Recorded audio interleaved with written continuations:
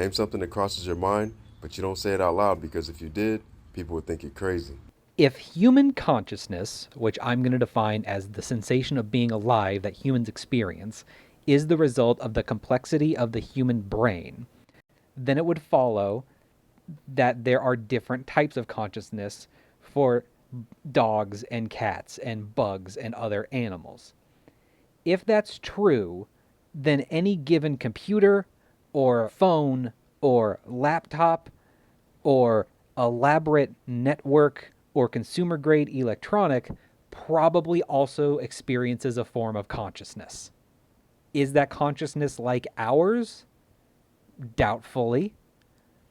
Is that consciousness less sophisticated than one of a bug or dog? Probably not. What are the implications of that? I'm not willing to cross that bridge yet.